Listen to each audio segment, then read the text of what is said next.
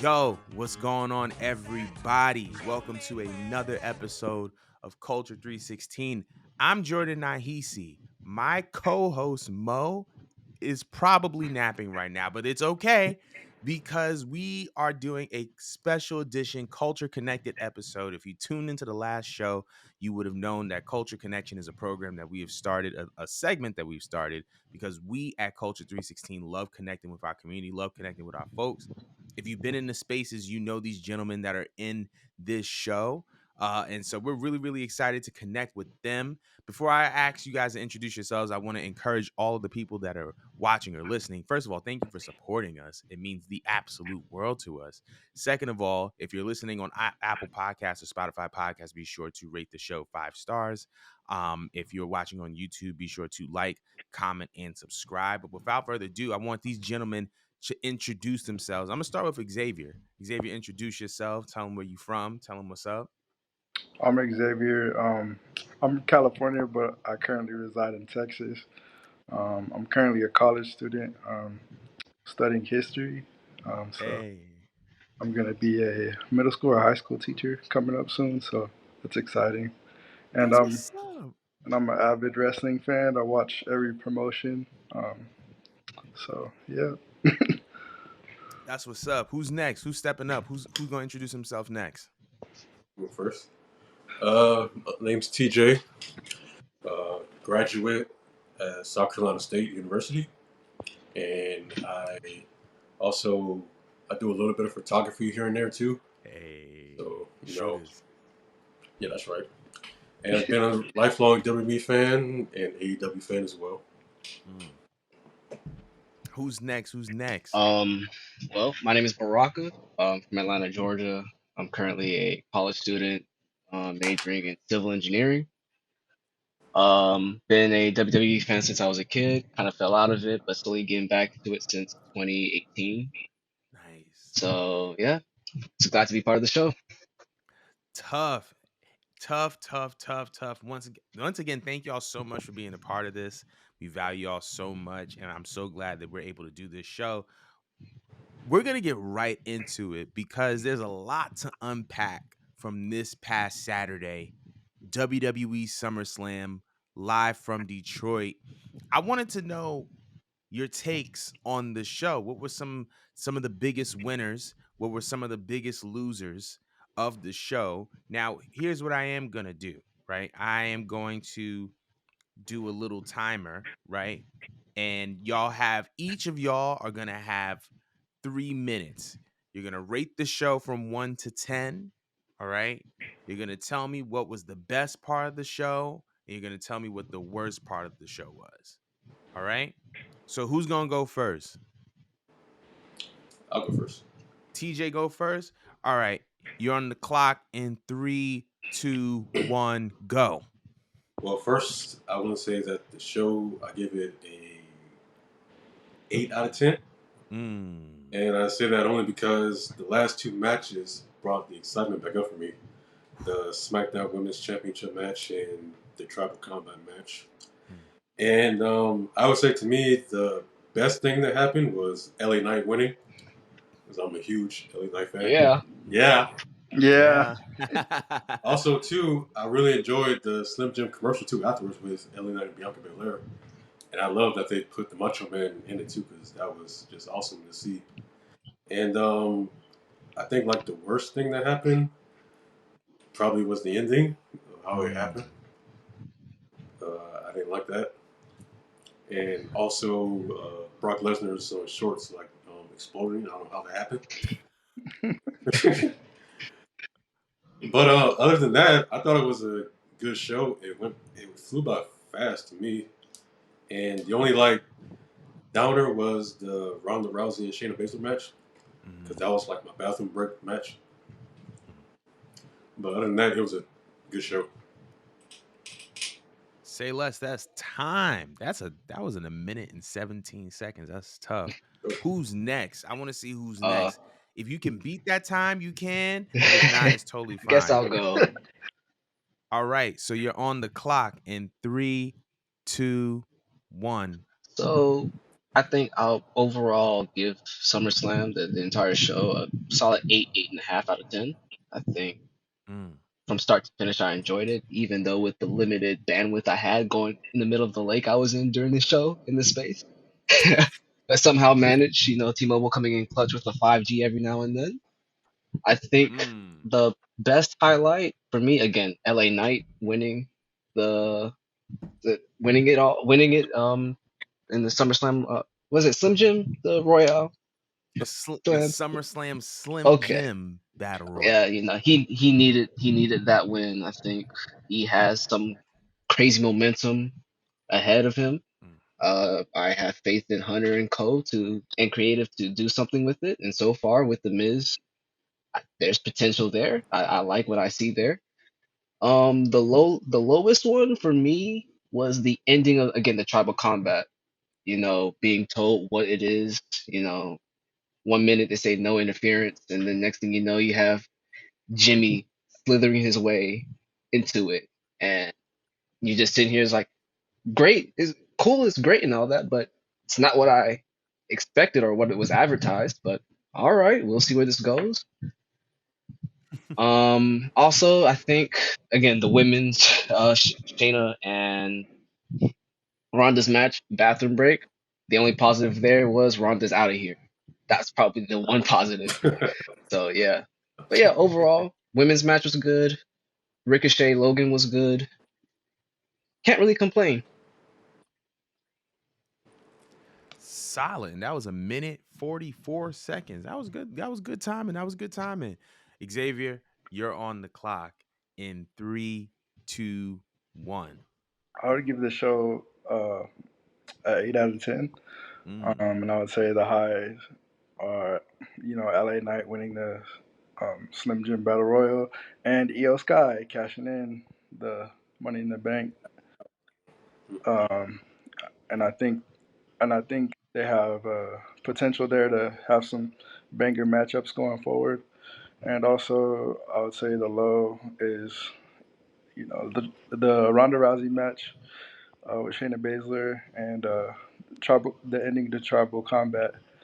Just because they said there's supposed to be no interference, and obviously there was, and it's just becoming repetitive as far as the way they lay out Roman Reigns matches. There's going to be some type of interference, and somebody is going to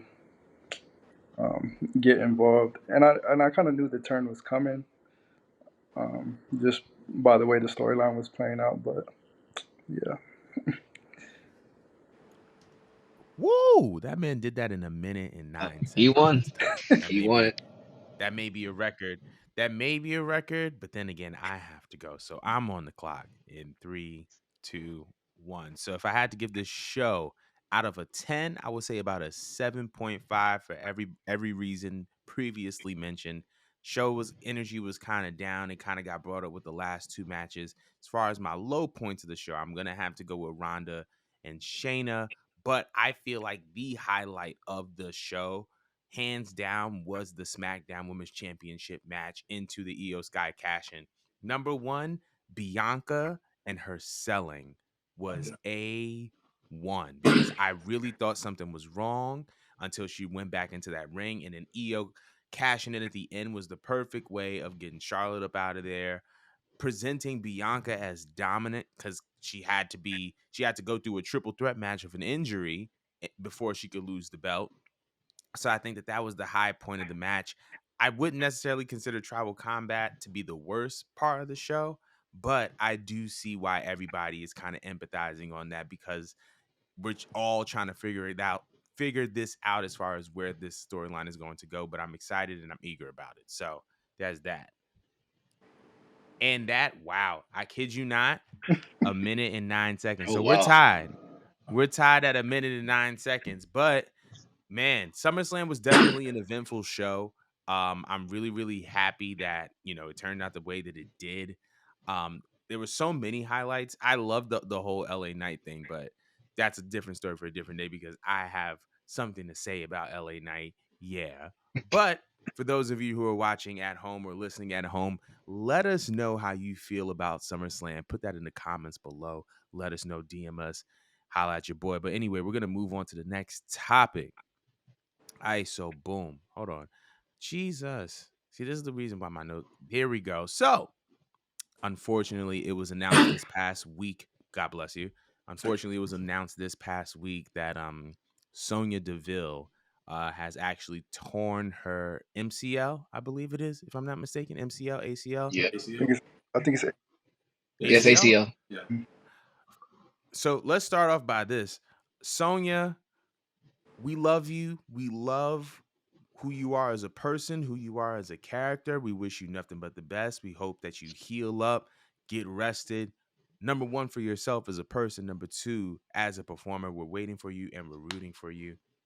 But this is kind of a recurring theme with the women's tag team championships. Something always happens. So now the question that I have is, are the women's tag team championships cursed? So I'm gonna start with Xavier. Xavier, are these titles cursed? Like, what's up? Like, talk to me. I would say yes. Ever since the Naomi and Sasha walkout, I feel that they haven't been represented properly. And, there's been a lot of injuries in the women's division Mm, since then, and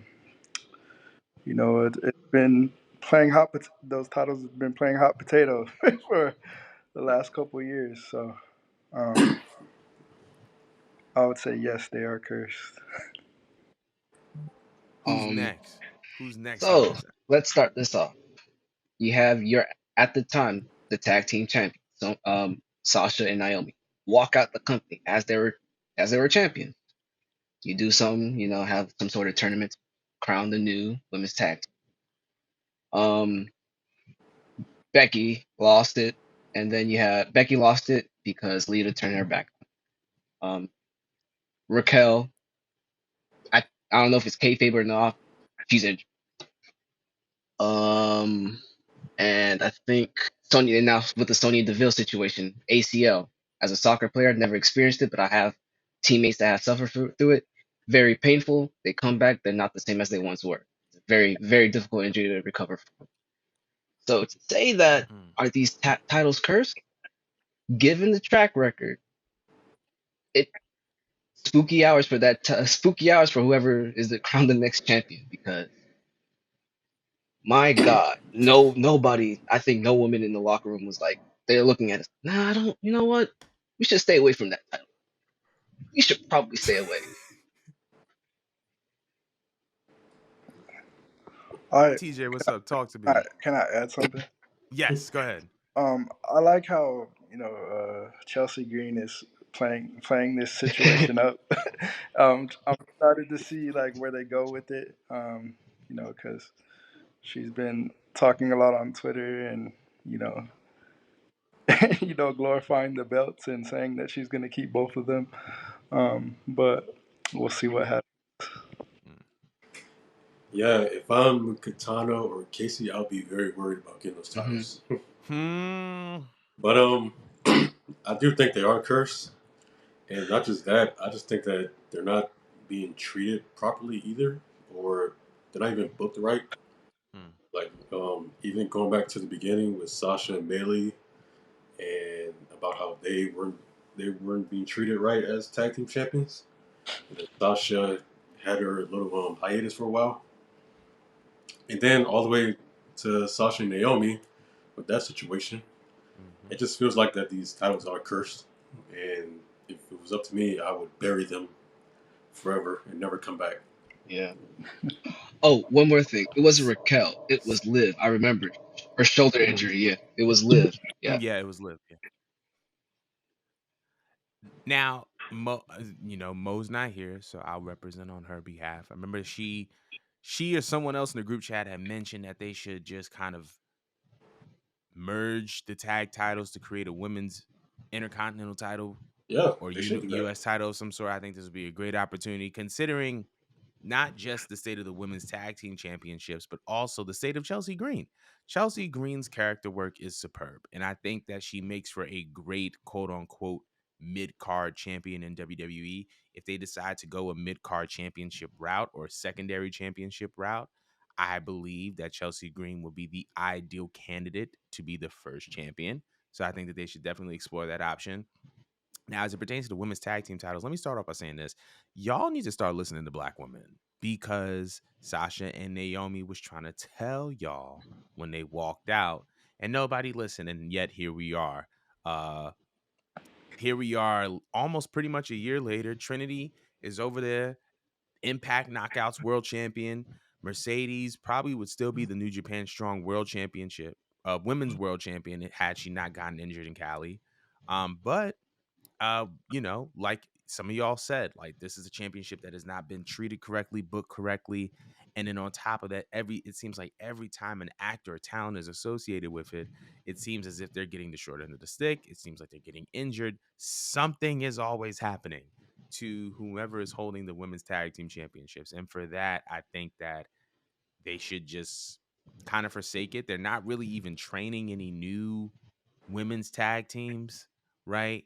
Like they're like even when you look in NXT, there's like the NXT women's tag titles and the WWE women's tag titles got merged. So it's like the legacy of that title is now with this title. It's just like, so what's the point? But you know, we'll see where it goes. But we want to know where you guys stand. Are these women's tag team championships cursed? Let us know in the comments below. We're gonna move on to the next topic. So, have any of y'all seen the American Nightmare documentary on Peacock? Just they just released it. I plan on getting Yes, to no, it this maybe probably this so. weekend once I have more time on my hands. Like I have it saved, like bookmarked on my Peacock account. Like I need to, get on it. Right. I heard it was pretty good. It it says a lot. It tells So a yeah. good story on like Cody's journey to where he is now. So I will definitely need to watch. Mm. I gotta finish it. But one of the things that I heard that Triple H was saying was that the reason why Cody came to WWE is because he didn't want to be the champion of a secondary promotion. Now, obviously, Tony Khan clapped back. He had some things to say. But I want to know from y'all's perspective, is Hunter right? Is AEW the secondary promotion in pro wrestling? Absolutely. I mean, it's just the Mm, truth of what it is. I mean, WWE has a long year head start mm, than AEW, mm, and the AEW fans who were hurt about it really need to just stop complaining about it. mm, If you ask me, it's not that big of a mm. deal anyway, Nah, so who cares? Tony Khan has an Who's issue next? of I need. taking a lot of words personally. Like he has an issue. Yes, Even when words are not directed at him, big. he'll spin ways for him to be involved. The whole like again the CM Punk situation, whatever was going on backstage, somehow he wants to involve himself into it. I think that's just a Tony Khan issue.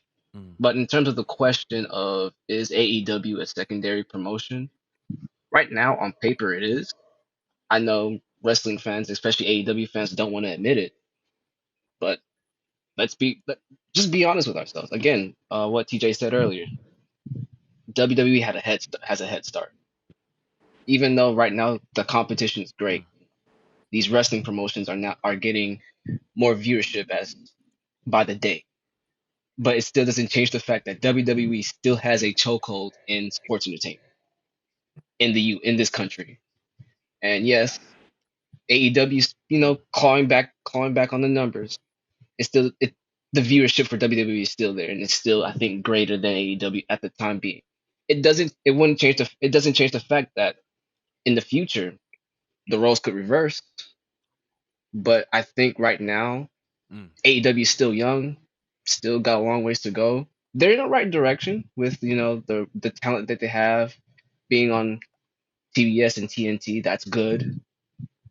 So if they just focus on developing their own brand and just kind of poach talent from WWE who probably aren't really satisfied of what they're doing, in due time it could happen. But right now, on paper, yes, secondary division. Yeah.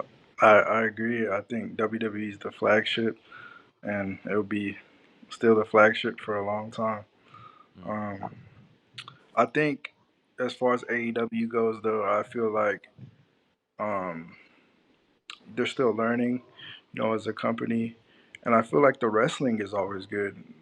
The in ring work is always good, and I think they just need to get better as far as like the storytelling and you know long term booking. mm. As far as that goes, I think they caught lightning in a bottle with the MJF Adam Cole situation. Um, and those vignettes have been great.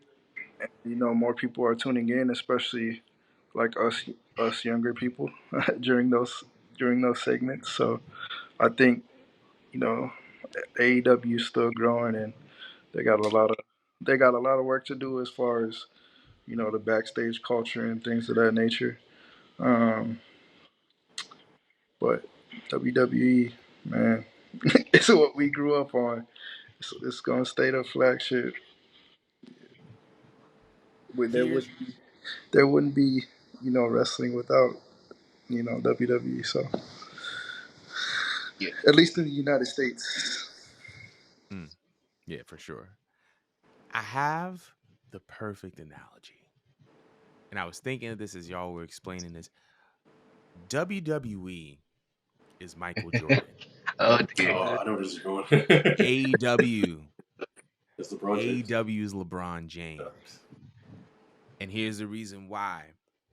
When you look at the career of Michael Jordan, while you can argue if he's the best individual player of all time, you're looking at someone who essentially has a flawless resume. 6 championships, 6 finals MVPs, 6-0 every time he's been to the finals. Like spotless. Ends his career, well, into Chicago Bulls career on a game winner, game 6 in the 98 finals. Right? You can't write. And he's also the athlete that was able to take uh basketball from being a simple sport to being a Mhm. billion-dollar business. Sounds familiar? Yeah. WWE, flawless resume. The Rock, Stone Cold, Hulk Hogan, John Cena, Roman Reigns, Triple H, that's 6. We're talking about WrestleMania after WrestleMania, attendance records in every venue, right? This is a flawless resume. We can debate the creative product all we want, but this is a flawless resume. But when you look at AEW, they're younger, they're a little bit fresher. They had a lot of hype when they came out, and so far, they've kind of met the hype. Similar to how Braun came out of high school and he met the hype head on. And it's hard for me to declare one to be secondary and the other one to be a primary because I compare WWE to what television was to media versus I compare AEW to what the internet is to media, right? Like television is television, the internet is the internet. But the internet needed television in order for it to kind of become what it has become. Now, the internet has been exposed to more people quicker because of its medium than television has. But nevertheless, it's been exposed to more people. And based on the next subject we're going to get into, you're going to understand why I say that. But I don't think it's a matter of primary or secondary because if we're being very, very honest, AEW is reaching a lot more people a lot quicker than WWE did when they first started. AEW has cleared a lot of ground Mhm. in less than in 4 years. And granted, they're standing on the shoulders of WWE, but it's hard for me to once again say that one is secondary to the other. I put it like this: WWE is getting the bigger bag. WWE is the known bully on the block, but I do think that in business, it's not just about what's big; it's about what's growing. And I just see more growth in AEW than I do in WWE right now. So, but that leads us to the next topic because this is actually berserk.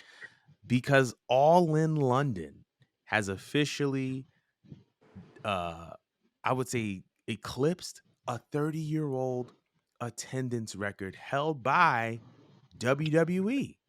I think the attendance record in Wembley Stadium was 79,000. They've eclipsed the SummerSlam 92 record. They have eclipsed the WrestleMania 3 record, which, by the way, Hogan versus Andre the Giant.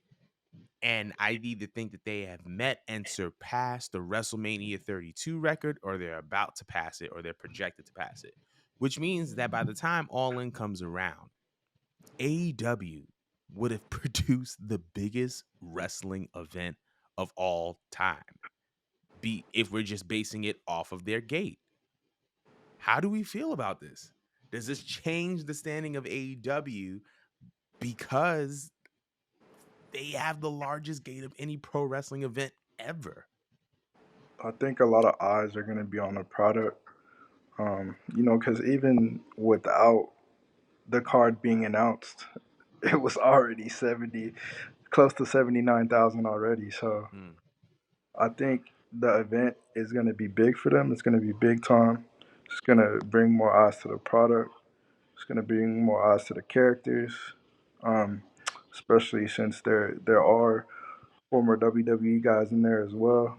Um, yeah, I think it's going to be big time. It's going to be a big event.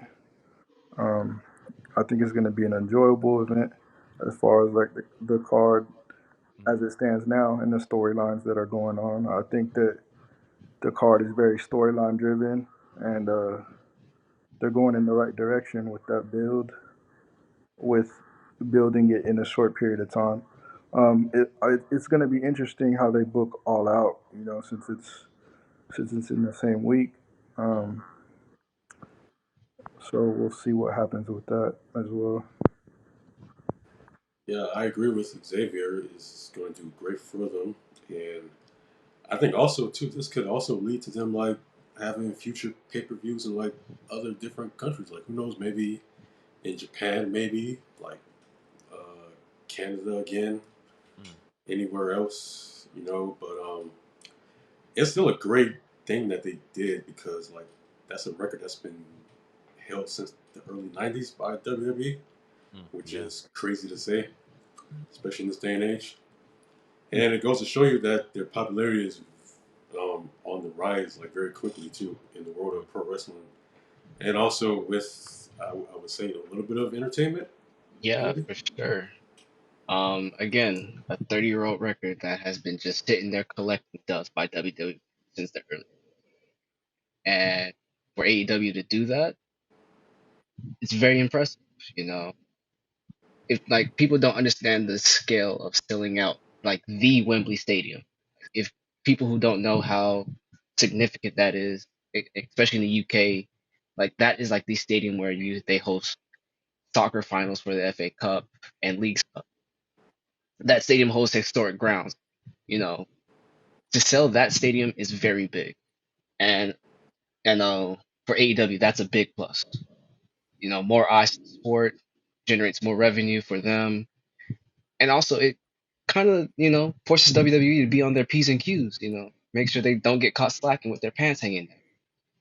And I don't want to. It's like I don't want to bring it back to Money in the Bank, but with AEW selling out Wembley, could fingers crossed 2025 a WrestleMania in Wembley could be on the cards.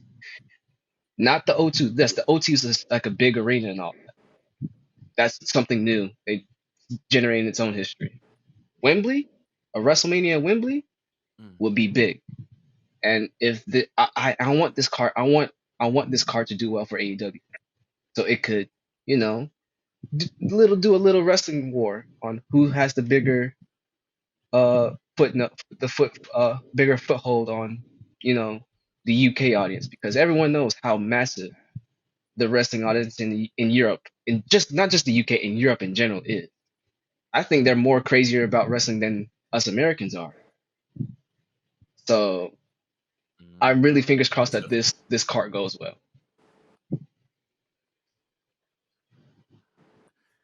Now I don't know who WWE got to speak to in because apparently Minnesota has been rumored for WrestleMania 42.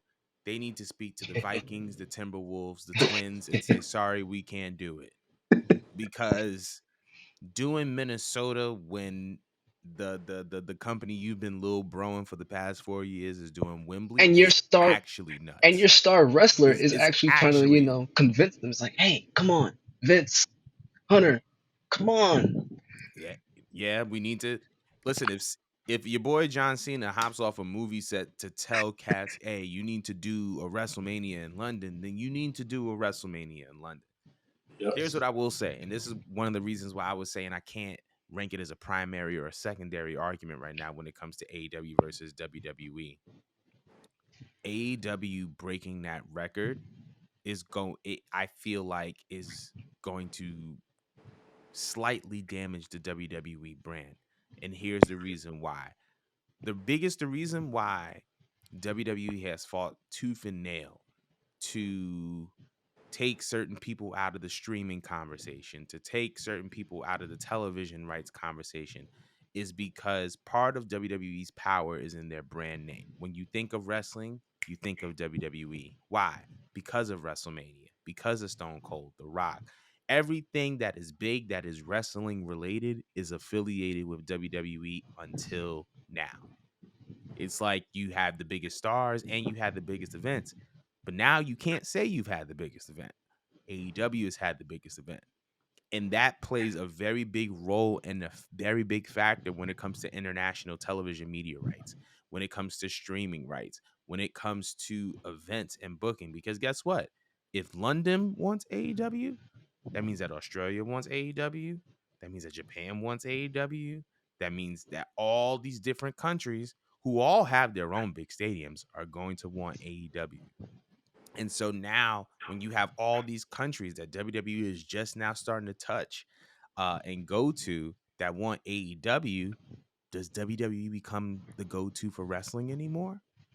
I don't know. Maybe, perhaps, right? It's still WWE, but these are the things that make you wonder like, oh, well, there's this other wrestling company, and the guy who's the CEO there, he hasn't been accused of Yet we sexual don't know. harassment. So We maybe don't know we what he need does to behind. We don't know. get him in our He's country. out.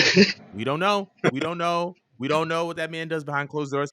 All I'm saying is that there's no allegations. You know, he's been moving pretty ethically. Mm. He has a clean record compared to Vince, right? So these are the things that kind of make you wonder. But to eclipse the WrestleMania 32, and I remember, oh my God, WrestleMania 32, the biggest sports entertainment. This is everything's bigger in Yeah, Texas, and we're at the Dallas Cowboy Stadium. Like it was nuts. And the fact it's that cool. Tony was just like, oh, all right, cool. I got you on that. And he really just I'll try to like top shut that. right. He really just sunned them. Like, I'm gonna be very, very eager to see how WWE responds because if they do Wembley, if they do Wembley, and you're gonna turn around and do US Bank Stadium, Yeah. And it's in the winter too. It's and crazy. it's a Yeah, If exactly. it's if like, bro, this you year better has take your something to cold white say, Minnesota that I head think ass. there should be at least one or two major shows on international waters. If Backlash, Money in the Bank, the Absolutely. next AEW pay per view in Wembley, and Crown Jewel has something to say, that means it's like, hey, Mm, there's untapped that's untapped market that we could take advantage of. If Backlash, if we saw the mm. crowd in Backlash, And they were ruckus from Friday Night Yeah. SmackDown to the actual pay per view.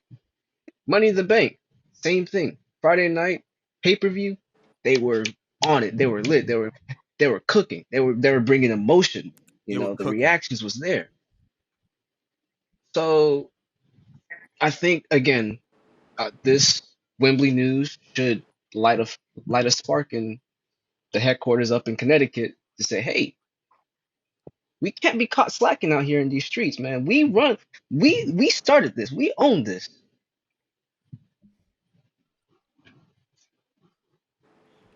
I But think when it what? I think when it Keep going. comes to the UK markets, though, I think AEW is gonna have a stranglehold on it, just because Yeah, Tony Khan has the relations with them because he does own them. He does Very true. the soccer team, so I think that eventually, when it comes down to it, Tony Khan's gonna hey, be like, as "Yeah, a we can go to the UK whenever we want," you know, and as a WWE is Chelsea gonna fan, I wait don't 20, 30 recognize that years club as a again. proper club anyway. So, Does the,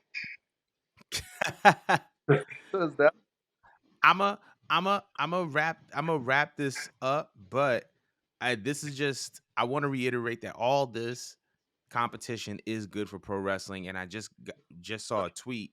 I'm gonna read off. It says with AEW Dynamite ranking number one on cable on Wednesday. This is the third week where you had WWE Raw being number one on cable on Monday, WWE NXT being number one on Tuesday, and AEW Dynamite being number one on Wednesday. So essentially, almost all of the major cable based wrestling shows are number one. And this is the reason why competition in wrestling is important. It elevates the product, sure. elevates the ecosystem, and everybody eats. So but there's that. But we want to know how y'all feel about AEW breaking the all-time attendance record for a wrestling event. And this is crazy. This is huge. But that concludes our show for today. Thank y'all so much for pulling up. This is the first ever time we've had our community take over the full show. Last week it was just one segment, but now this time it's a whole show, and we really really appreciate um you guys pulling up. But we'll see y'all next week. Thank y'all for tuning in, and we'll see See ya. y'all soon. Boop, boop, boop, boop, boop, boop, boop.